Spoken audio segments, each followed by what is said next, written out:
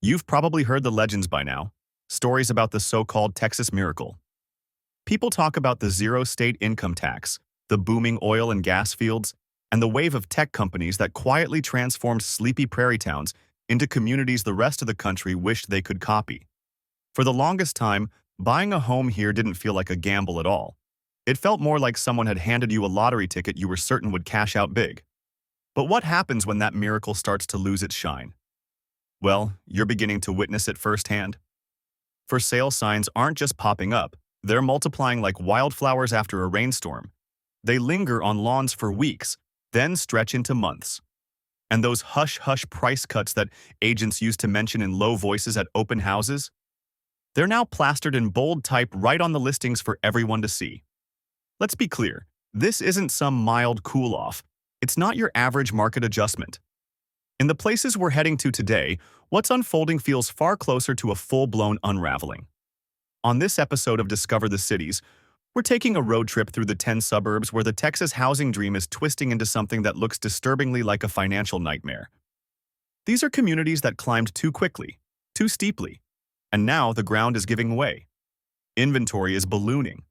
Buyers have slammed the brakes. Sellers are finding themselves trapped with fewer and fewer options. And the suburb taking the #1 spot? Just a year ago, people would have sworn it was untouchable. Trust me, you're going to want to see this. If you own property in Texas, or you're even casually thinking about buying into this market, consider this your essential briefing. Before we roll out, do me a small favor. Tap the like button, hit subscribe, and drop a comment telling us which suburb has you the most concerned right now. Ready to go? Grab your keys.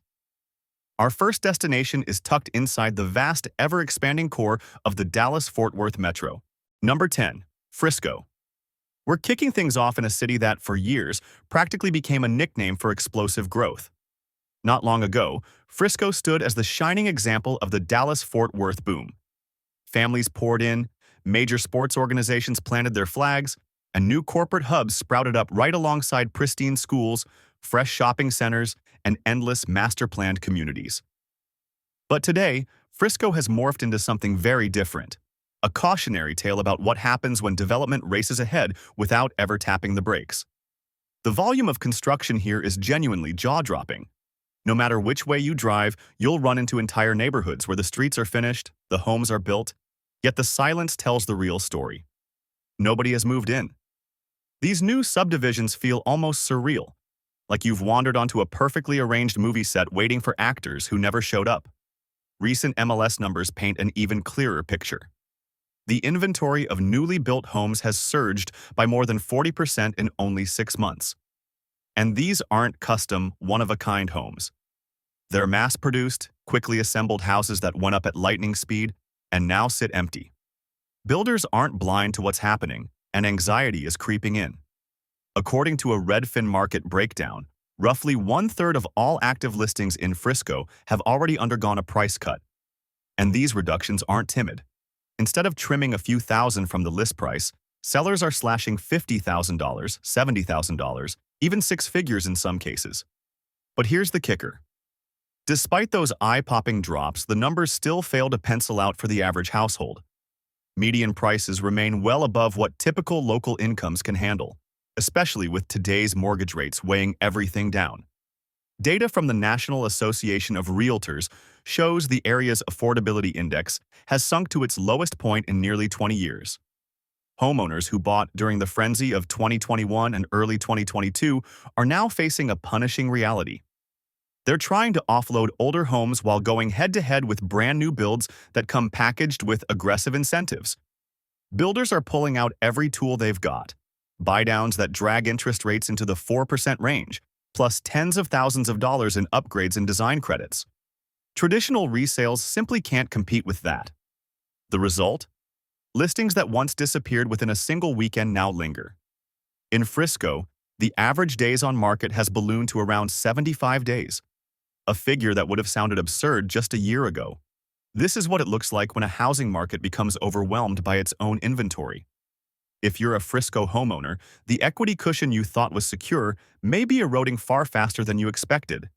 And if your neighborhood is starting to fill with "for sale" signs, we'd like to hear about it. Drop your experience in the comments and let us know what you're seeing on your street. Number 9. McKinney. Right next to Frisco sits our second stop, McKinney. And while Frisco's trouble stems from an overwhelming flood of new construction, McKinney is being squeezed from a different direction entirely: interest rates. Here, the golden handcuff effect isn't just a theory, it's something you can practically feel in the air, and the tension is building. McKinney is, in many ways, a story of large-scale buyer's remorse. Zillow's recent data shows that a huge chunk of homeowners purchased near the height of the market, locking in those rock-bottom mortgage rates hovering around 3%. On the surface, these folks own beautiful homes. But beneath that shiny picture, many of them are what you'd call house-rich and cash-poor. Their monthly payment consumes far more of their income than they ever anticipated, and now they're stuck. Moving isn't a simple option. If they sell and try to buy again anywhere nearby, they'll be hit with today's much higher interest rates and a much steeper monthly payment. That trap has frozen the market in place. Unlike Frisco, McKinney isn't overflowing with new builds, but the existing homes that do hit the market are sitting there in limbo. The Texas Real Estate Research Center reports that average days on market have climbed more than 110% in just a year. Put plainly, homes now take over twice as long to sell as they used to. A lot of sellers are clinging to the memory of what neighbors were getting during the bidding war days of 2 years ago. But that world isn't coming back anytime soon. Realtor.com recently flagged McKinney as one of the DFW suburbs with the biggest gap between listing prices and actual sales prices. That spread, now over 8%, shows the reality check happening at every negotiation. Buyers are insisting on hefty markdowns to make up for punishing mortgage rates, while sellers are slowly waking up to the fact that yesterday's prices were a moment in history, not a baseline. Sales activity has dropped sharply too, falling almost 30% from the peak. The only homes that still move quickly are the ones tied to urgent circumstances. Families relocating for work, owners under financial strain, or sellers simply exhausted by the situation. Those properties tend to close only after the price is chopped by 10 to 15%. Everyone else? They're stuck in a holding pattern, and waiting around doesn't make the mortgage any cheaper. McKinney has become a place where many homeowners feel boxed in, barely managing a payment that's too high, yet unable to escape without making their situation worse. If you're living that reality, you're in crowded company. Number 8. Prosper. Our next stop takes us farther north, to a suburb with a name that almost feels like a guarantee: Prosper. During the last housing boom, this place was basically the showroom floor for the high-end suburban dream.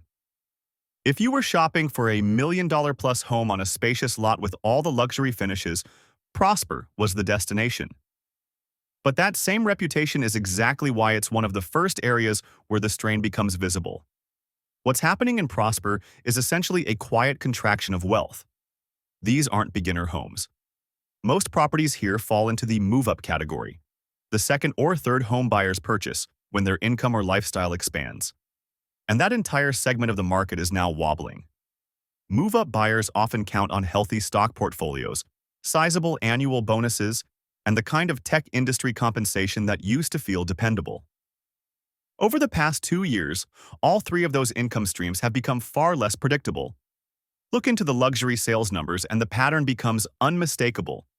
Inventory for homes priced above $1.5 million has surged more than 50%.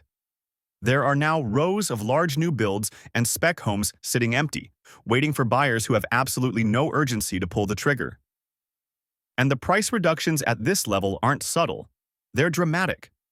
Local agents say it's becoming normal to see cuts of $200,000, $300,000, even $500,000 on a single property. That's not a mild adjustment, that's a liquidation. Builders who took on significant debt to fund these upscale projects are now being squeezed hard. Material costs have finally stopped spiraling, but interest costs on their loans have exploded. They don't have the luxury of holding finished homes indefinitely, so they're slashing prices and layering on hefty incentives to move inventory. But those cuts carry a ripple effect. Once a discounted sale closes, it drags comparable values for the whole neighborhood down with it. If you purchased a $1 million property in Prosper just a couple of years back, you might now see an almost identical home down the block sell for around $750,000. In an instant, hundreds of thousands of dollars in equity can evaporate, at least on paper. Luxury homes in Prosper are now sitting on the market for well over 100 days on average. And each additional month an empty house remains unsold means another round of mortgage payments, rising property taxes, and hefty insurance bills for a home nobody is living in. This is the top end of the market buckling under its own weight. Many people assumed having deep pockets would shield them from risk. Prosper is serving as a sharp reminder.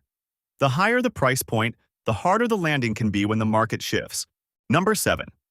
Anna.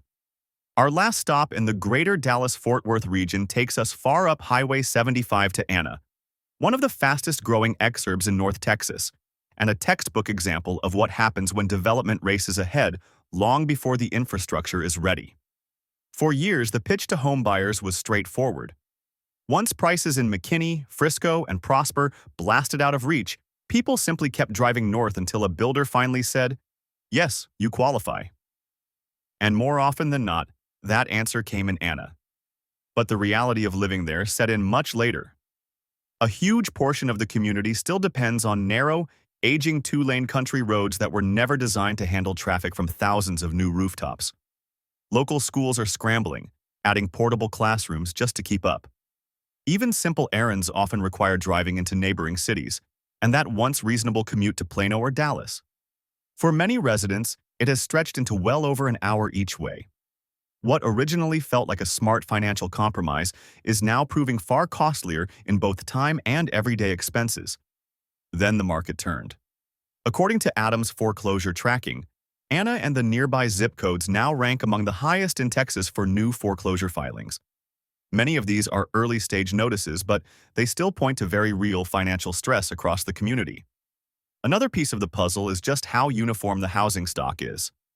Most of Anna's homes were built between 2019 and 2023, which means buyers have an endless supply of nearly identical options. When demand softens, that sameness creates brutal price competition. Inventory has jumped more than 60%, and price cuts have become routine. $30,000 to $40,000 slashed from homes that originally hit the market around $400,000. Builders are offering even deeper discounts, along with hefty incentives, effectively dragging the entire price structure downward. Families who bought near the top with small down payments are now staring straight at negative equity. The remote work trend added fuel during the boom, too. Many buyers assumed they'd be working from home most days. But as more DFW employers call people back into the office, reality has changed quickly. The additional gas, tolls, and lost time in traffic are pushing monthly budgets right to the edge. Suddenly, the math that made Anna feel like the affordable alternative no longer holds up. And now, homeowners face another uphill battle, competing with builders who can entice buyers with aggressive markdowns and attractive upgrade packages, things the average seller can't match. For many families in Anna, the dream they thought they were buying into has taken a hard turn. Instead of building equity, they're fighting to hang on to a home whose value seems to slip a little more each month. Number 6. Leander. Now we shift into the Austin metro area, where our first stop is Leander, a suburb that for years was the default destination for anyone who had been priced out of Austin itself. Leander didn't just grow, it exploded. It repeatedly ranked as one of the fastest-growing cities in the entire country. But that rapid expansion rested on two shaky pillars: ultra-cheap borrowing and a widespread misunderstanding of one of Texas's harshest financial realities: property taxes. What's unfolding in Leander now is what happens when a community accidentally steps onto a tax landmine. Early buyers looked at the listing prices and thought, "Okay, this is tight, but we can make it work."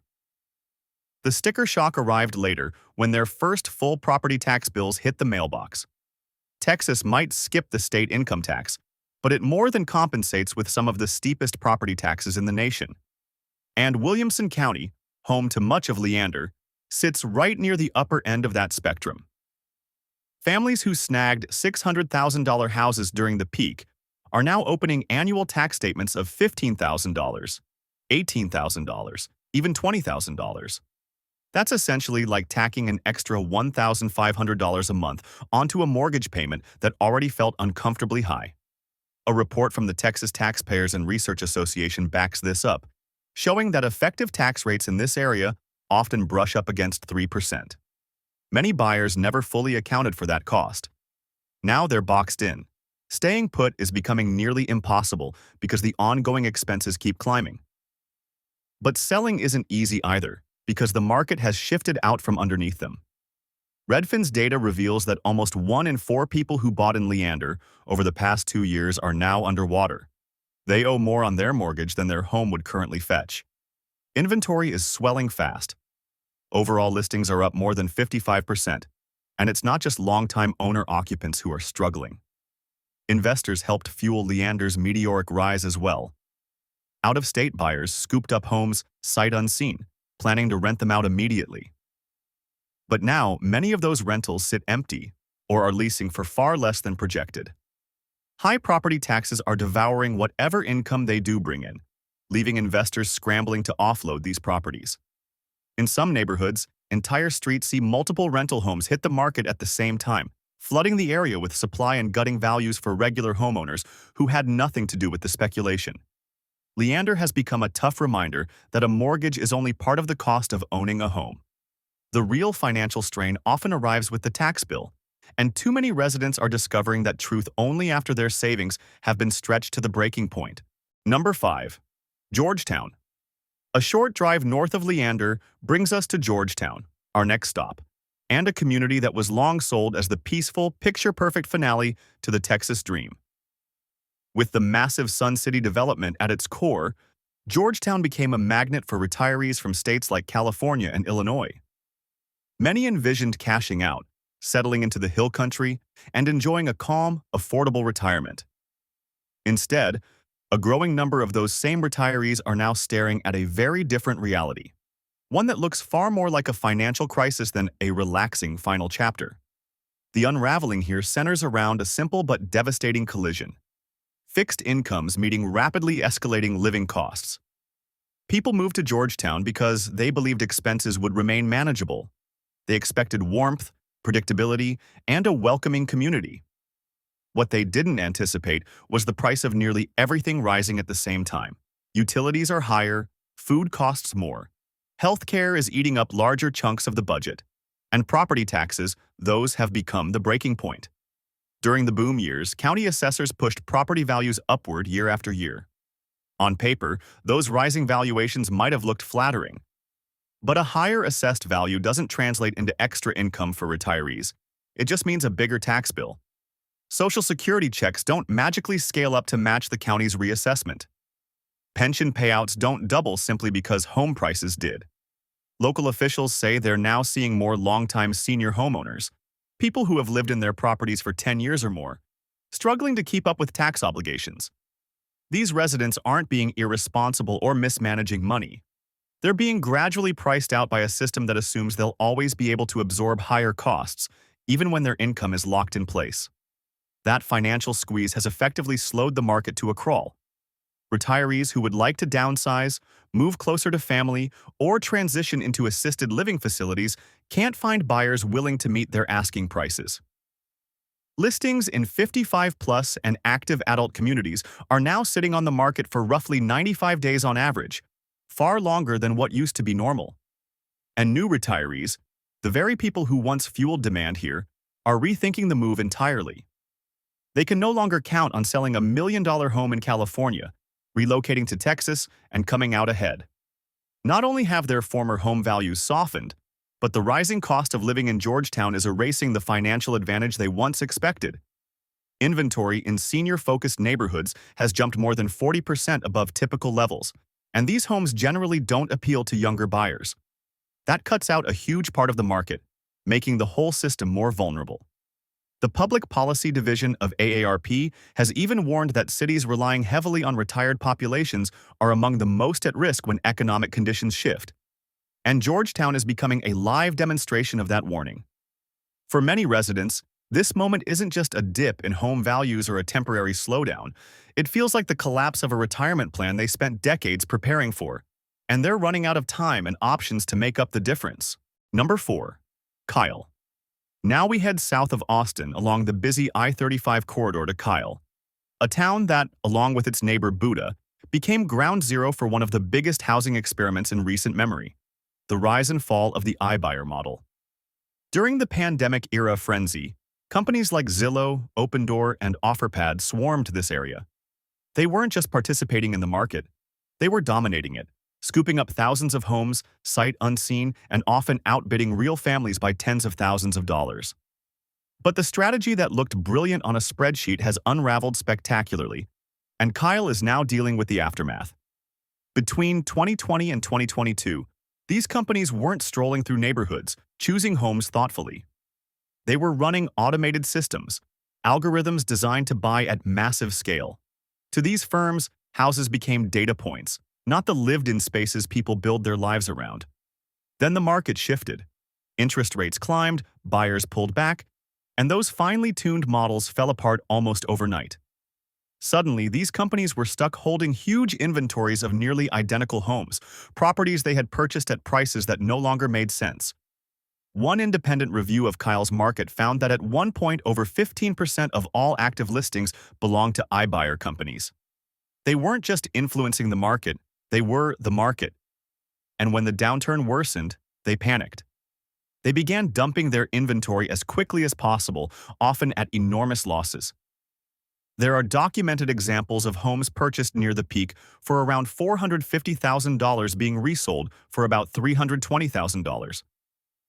That's a staggering $130,000 loss on a single property. These corporations are willingly tanking their own profits just to clear the books and exit. But the neighbors living next door don't have that kind of cushion. How does a regular homeowner compete when a giant tech firm is fire-selling a nearly identical house for 25% less than what you paid? The simple answer is, you can't. Your equity evaporates the moment their discounted listing hits the market. Kyle now has one of the highest concentrations of zombie listings in the state. Vacant homes, often owned by out-of-state LLCs, slowly deteriorating because no one is actually living in or maintaining them. These empty properties drag down curb appeal, depress values, and weigh on entire neighborhoods. What's happening in Kyle isn't a normal supply and demand correction. It's the fallout of a tech-driven business experiment that treated a whole community like a trading strategy. The corporations can absorb the loss, file the write-off, and move on to the next market. But the families who live in Kyle don't have that option. They're the ones stuck with the long-term consequences. Number 3. Pearland. On the southern edge of the Houston metro, we reach Pearland, a suburb that, for years, earned a reputation as the safe bet. Families chose it for its strong schools, its easy access to the Texas Medical Center, and home prices that felt downright comforting compared to anything closer to downtown. But the sense of safety here turned out to be more illusion than reality, because it overlooked one enormous vulnerability: the combined forces of climate risk and a collapsing insurance market. What's happening in Pearland is what it looks like when simply insuring a home becomes so expensive that it undermines the entire foundation of affordability.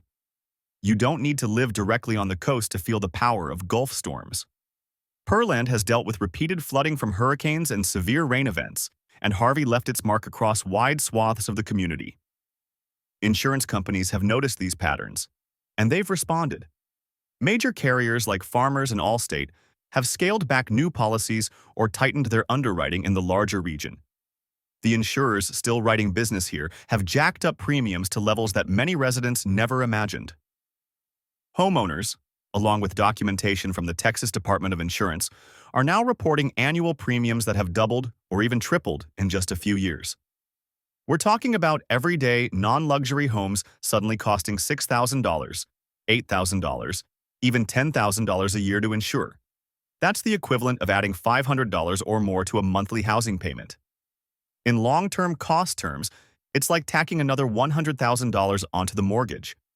And the burden doesn't stop there. Updated FEMA flood maps and revised local drainage studies have pushed more homes into designated floodplains. Once a property lands in a flood zone, flood insurance becomes mandatory, and that's another several $1,000s every year. Investors see all of this too. Many are now requesting insurance quotes before even submitting offers, and a significant number simply back out when they see the numbers. The effect has been swift. Inventory has climbed by roughly 35%, while the pool of interested buyers has thinned dramatically. People are understandably cautious about purchasing a home when there's no guarantee they'll be able to insure it at a manageable price in the near future. Sellers are caught between forces entirely outside their control. They can't reduce insurance rates, they can't influence flood maps, they certainly can't change the weather. Yet to attract any serious buyer interest, they're being pushed to cut their asking prices anyway. A housing market can't remain stable when homeowners can't secure stable, affordable insurance. Pearland is a clear example of what happens when that critical support beam collapses. And if you live here, you probably don't need any of these statistics to convince you. The quotes you're seeing are shocking enough on their own. If you're comfortable, share your experience in the comments. The numbers people are reporting are nothing short of staggering. Number 2. Katy. We're staying in the Houston metro and heading west to Katy, a sprawling landscape of master-planned neighborhoods like Cinco Ranch, Grand Lakes, and Cane Island. Katy built its reputation as a kind of suburban powerhouse, and its success has always been anchored to one thing above all else: the energy industry. When oil and gas surge, Katy booms. When that sector wobbles, the effects show up here almost instantly. But what's happening now isn't a replay of the dramatic crash of the 1980s. It's something more gradual, more complex, and potentially just as damaging. The energy industry of today is undergoing a transformation. Profits can still reach impressive levels, but companies are no longer staffing up like they once did. Automation, new drilling technology, and relentless pressure from shareholders to run leaner operations mean firms are doing more work with fewer employees. That innocuous-sounding phrase, capital discipline, ends up translating into fewer new hires and occasional rounds of layoffs. And that kind of uncertainty tends to seep directly into the housing market. According to the Houston Association of Realtors, sales of higher-end homes in Katy, particularly those priced above $500,000, have dropped by nearly 30%. At the same time, inventory in that same price category has ballooned by about 45%. That's a textbook indicator of a market losing its equilibrium. Fewer qualified buyers, more expensive homes piling up. And it's not only homeowners feeling the shift. Renters are caught in it too. Many households that could have comfortably afforded one of these big suburban properties a few years ago are now opting to rent instead, unsure whether their job stability will hold up. That change in behavior has pushed luxury rental rates downward, squeezing investors who purchased these homes expecting strong, steady income streams. Katy's entire identity has long been built on the belief that energy sector jobs would always be plentiful and well-paid. But that assumption isn't nearly as secure as it once felt. In day-to-day terms, this has left the market saturated with large, expensive homes tied closely to an industry that can swing sharply with global trends.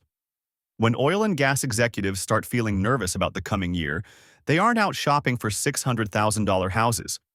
Right now, many of them are definitely nervous.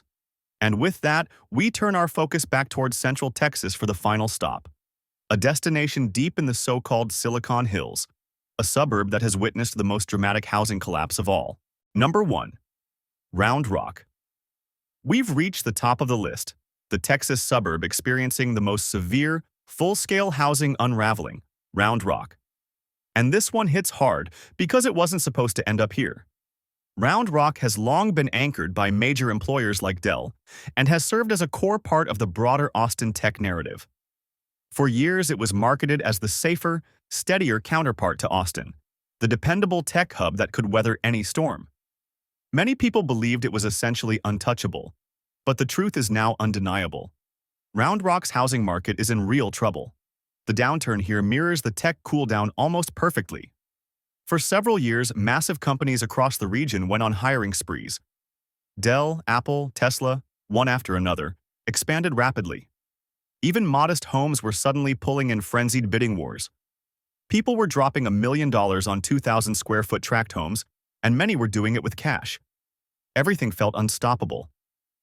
Then, almost quietly, the tide reversed. Beginning in 2023, tech firms started trimming staff. The layoffs didn't arrive all at once, but in steady, unsettling waves.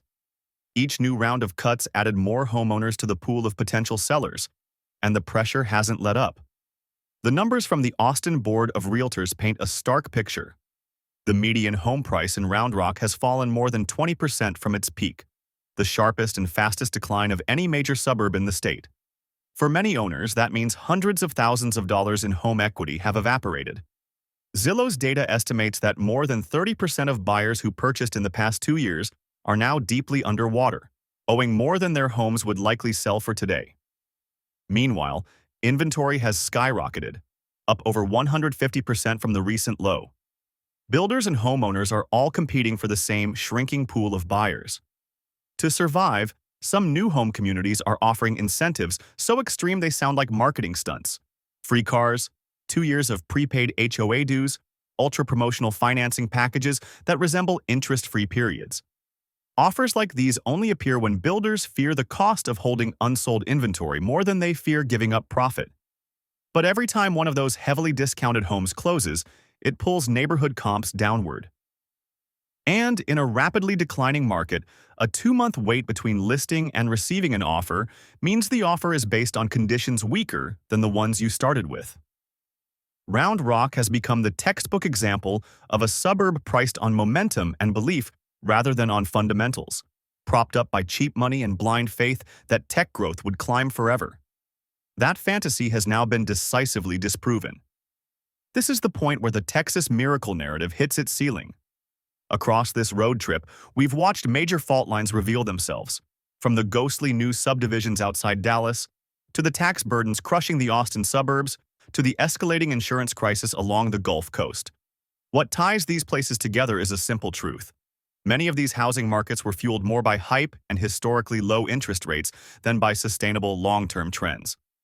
That doesn't mean all of Texas is falling apart.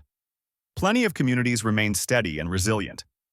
But if you own property, or you're thinking about buying, in any of the suburbs we've discussed, you need to approach the situation realistically. This isn't a market where sellers call every shot. Conditions are fragile, and they can shift faster than most people expect. If this deep dive helped bring some clarity to what's really unfolding out there, go ahead and hit that like button, share this with anyone you know in Texas, and subscribe so you don't miss the next investigation. Your support allows us to keep uncovering the stories behind the headlines. Thanks for watching, and stay sharp out there.